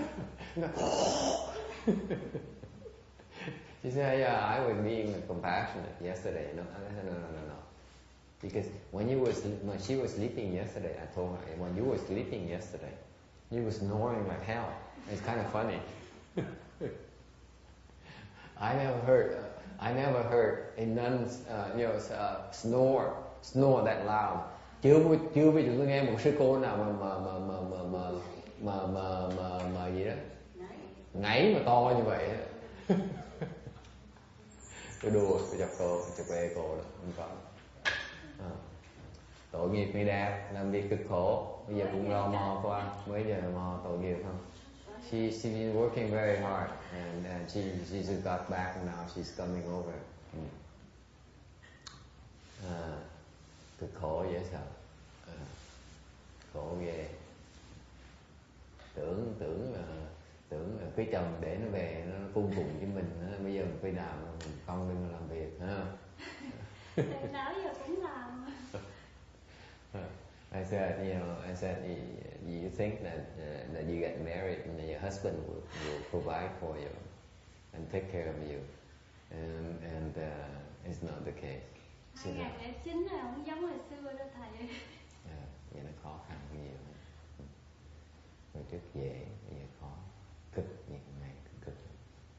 Ai cũng bị tinh thần nó căng thẳng, đi làm việc họ căng thẳng, họ dày vò, đúng không?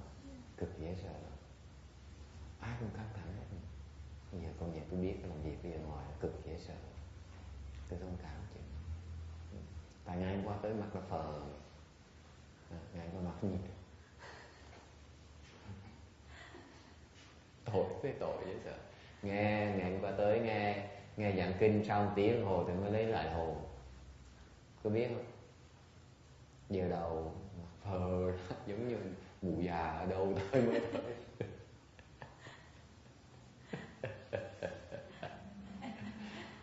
Quyền mà sư cô mà cứ nghĩ mình cực khổ, người ta mới cực khổ, chứ mình tu mình sướng chứ mà. Ngủ ngáy rồi đã, thầy không nói 1 tiếng.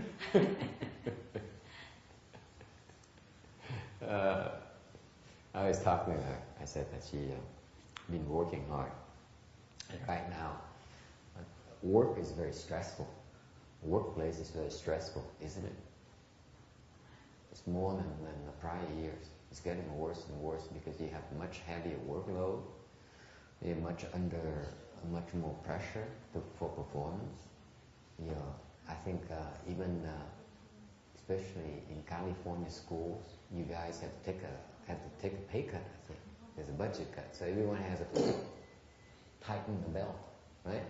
10-15% cut, isn't it? Something like that, at least. It hurts, and then you have more stress, and the students are even more stressed out when they see you. So it's no fun. Same thing. This girl, she goes to work, and people, her colleagues are stressed out, so they give it to her, and that's why she's so strained. She's so drained and strained. I made a comment yesterday. She came in earlier than tonight, and she sat there and listened, and I look at her and say, oh my God, why does she look so old and so spaced out? I didn't recognize her for the first time. All the time for all the last 10 months I've been here, last night was the worst that she appeared to be. And after listening to the lecture for an hour, then she became herself again. She came back. It's terrible. I didn't dare say anything, but I understand how tough it is. Very stressful. Khổ, tôi thấy khổ. Sống ngoài khổ thì tôi thông cảm quý vị. Phải không? Có ai không đồng ý không? Giờ tinh thần ở ngoài căng thẳng như sợ. Cái cô sư cô không biết, căng thẳng không tới tưởng. Cực lắm.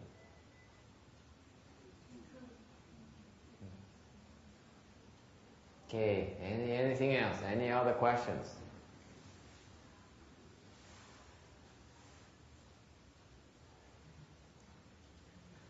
Huh?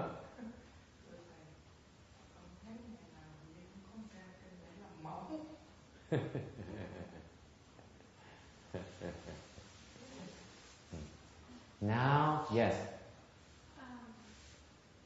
You mentioned about how as you cultivate more, your false thinking doesn't necessarily reduce as you progress. Yes. So is it because the false thinking originated from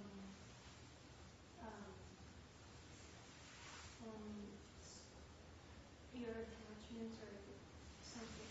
It's because your attachments have not been resolved. Good question. Câu hỏi là tại sao thầy nói là cái đoạn tu vọng tưởng nó cần nhiều chứ không ít đâu.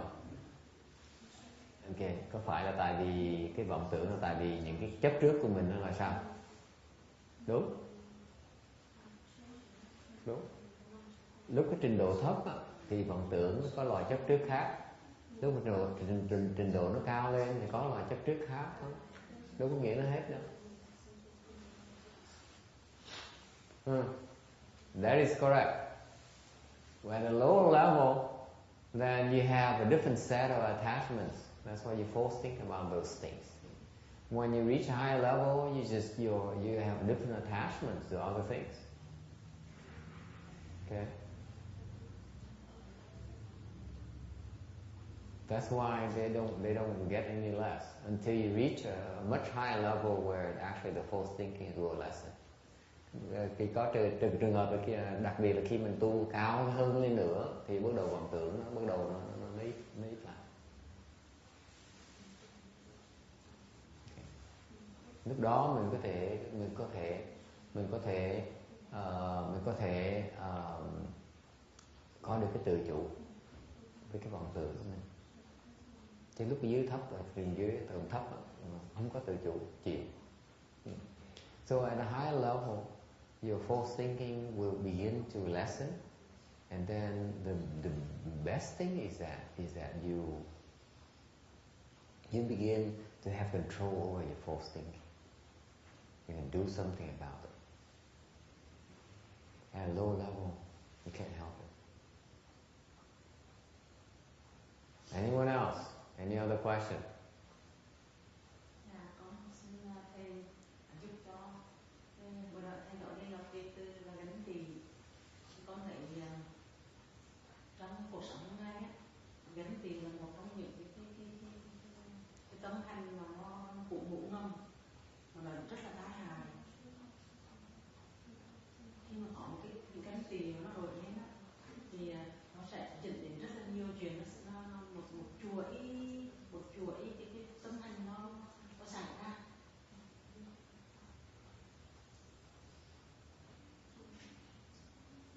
Sao vậy? Thì những câu hỏi đây thì tôi nghĩ rằng thầy cho con một ít thời gian thì cho một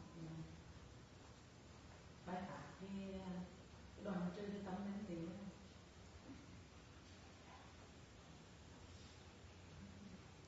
She commented that I talked about jealousy. She probably referring to my jealousy. Hồi nãy chắc tôi nói cái gánh tiền là gánh tiền của tôi, không phải là gánh tiền cô, rồi những cô đem gánh tiền gắn từ gắn thân này, sao dài gì vậy? Tôi thủ tội là tôi gánh tiền thôi chứ đâu nói cô gánh tiền đâu. Con không lại thầy gánh, con nói cái từ cái tấm gánh tiền á, tức là nó ngủ ngầm, nó ngồi đủ sáng, nó ngủ con người thôi. Khi mà có tấm gánh tiền nó trôi lên á, thì nó dẫn theo rất là nhiều cái chính gánh tiền nó sẽ sân hận. And so I referring to my getting jealous of of you guys' attainments and states and responses. That's why I got nothing at all. Yes. I was just thinking there are two possibilities. Yeah. One is at your level, your response is inconceivable. That's why we don't see it. Must be. Okay. What's the other reason? The second one is yeah. That's why I myself can't see. That must be really good, inconceivable, eh? Okay, and then what's the number two reason? I buy that. Okay, very good, very good. Keep going. You're accommodating us, so that's why I couldn't do what you're the way you call it. Ông thầy ông nói là tôi có đề nghị có hai cái ý kiến này. thầy nói thầy có được cảm ứng gì hết, không có được cái lời lộc gì hết, chắc là có thể thứ nhất có thể là tại vì cái cảm ứng của thầy nó quá bất khả tư nghị, rất là bất khả tư nghị. Tôi nói cái đó đúng rồi, cái nó bất khả tư nghị đến độ mà thầy cũng biết luôn nữa. Chắc là thiệt rất là đặc biệt, không biết, không có cảm ứng gì hết, không có mới hay ấy, đúng không? Mới gọi là bất khả tư nghị ấy, đúng không? Tôi đồng ý, đúng, chắc chắn là đúng rồi, không cách nào lại mình tu không có cảm ứng kia đó. Đúng, áp dụng phương pháp quý vị, tôi chỉ dạy quý vị là tu cũng làm chứ đâu phải tu cũng làm đâu. The first option is makes sense because I'm practicing the name Dharma you're practicing, right? If you get a response, I should get a response myself as well. Tại vì nếu quý vị dùng công như theo cái đường lối tôi chỉ quý vị đó thì chắc chắn tôi cũng làm như vậy mà, chắc chắn mình có cảm ứng, đúng không? Chắc là thiệt sự là bất khả tư nghị rồi. Tôi rất đồng ý chứ.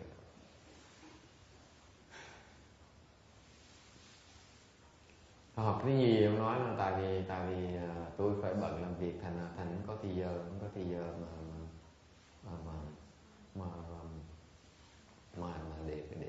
để có được cảm ứng. Con thấy chứng minh thằng ấy không ăn mà thời điểm công việc nó quá tuyệt vời mà nóng đấy. Vì con thấy giống như thật ra khi con thấy chặt con một câu thôi, con biết đến đây thì sao không? Và con thấy khi mà ngồi thiền thật sự nó có những cái đề hồ trong người nó rất là khỏe.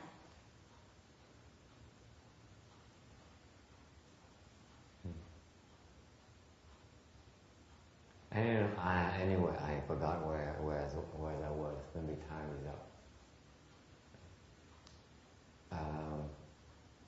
Anything else? Any other questions? Hey, Ru Ching, can you cross your legs?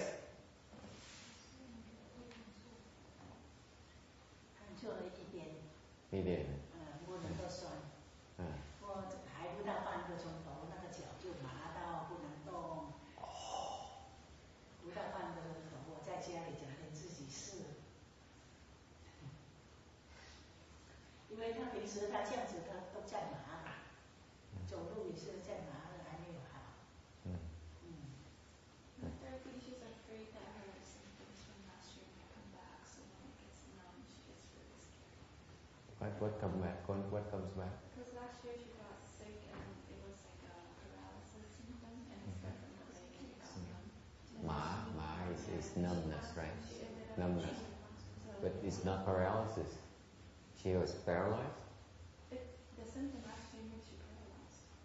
Really? But because we found a doctor to cure her right away, she was able to recognize it because a little girl died from that same symptom. Okay. And so, because of that, she's really afraid. No, And she so when shouldn't her be legs afraid. get numb, she can't get over it. She should be afraid. 不要害怕，不要害怕，别害怕。因为 because they explained to her that if you apply, if she's interested in learning how to overcome that numbness and take care of that paralysis problem, she should meditate, learn to cross her legs. She'll be a lot healthier. Yes. The other thing is with that symptom, they're very afraid of the cold. And so she can't let go of that either. So that's why she's always... But that's normal. It will eventually go away. It's a one step at a time. It's not about. It takes time. It's an evolution. It's an evolution. But the most important thing is to decide that you want to go in that direction, and you get there. Remember the example of Amitabha. He wanted to build a pyramid, and in time he will build a pyramid. If she wants to control her paralysis and her leg problem, there's a way to do that. But she hasn't wanted before she's taught. Okay? There's nothing to worry about. Okay? Anything else? Yes. 那我还有一个问题，就是那个失眠的问题，所以又失眠又加上那个脚，所以我整天感觉到很累。失眠。睡不好。失眠是什么？ Insomnia。 Huh? 失眠。Oh, 失眠. Insomnia. 对。Okay. She has insomnia? She said she sleeps an hour a night or 2 hours a night. That's normal for a person her age. Yeah, they get about a few hours of sleep maximum. It's probably a bit more worse for her, but it's typical of her because she has a lot of mental torments. 这个不是刚刚的，是年轻时候一直到现在的。So she started since she was young. Really? Teach her the mantra first of all. You need to transmit her the mantra, the Sikh mantra. The Sikh mantra. Because she'll receive protection from torments. That's the first thing she has to practice. And then the other thing is that if she can try tricks like practicing crossing her legs or bowing to Buddha until she's tired, and then she sleeps a lot better. A lot more beneficial than sitting there and waste time.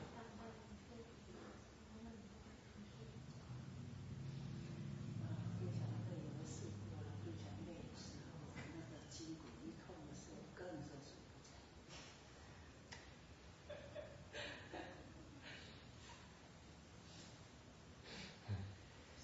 She's not tired enough.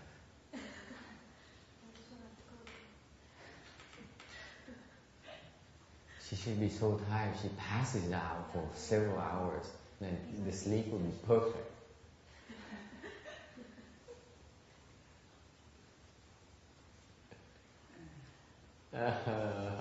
See, it's hard. It's not easy. But you have to do it before you see why. You cannot think about it. 可能另一个问题就是说，担心，整天担心这，整天担心那，烦恼太多了，又习惯性的，有时候你不想他也整天进来，满的整个脑子都满了。从年轻时候一直到现在，就生来就整天喜欢担心这个人，担心那个人，担心那一件事，整天是这样子，所以现在还算是很好的，放下很多很多。对。But it's with practice. You see, with the practice, that problem will be more manageable. She does not understand why it's happening. The practice will point out to her why it's happening, which triggers those things that happen, that come in a form. Okay. Isn't that right with you, Janice? You begin to see patterns. Every one of you see. So this is her problem with a lot of these people is that they only want to understand, but they're not willing to put it into practice, and therefore they don't get it.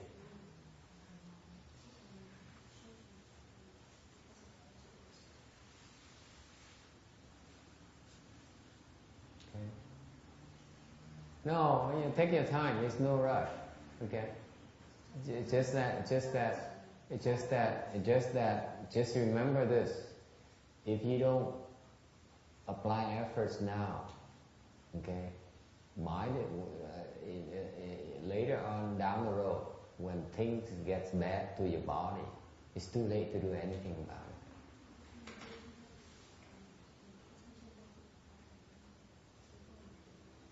You see, all these young people, they have time. When you're older, you don't have a lot of time left. You have to be careful of the fact that when your body breaks down, then you can no longer cultivate. You no longer have a fighting chance.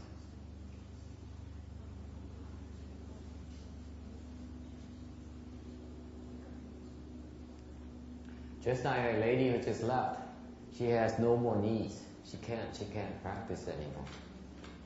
Therefore her progress or her understanding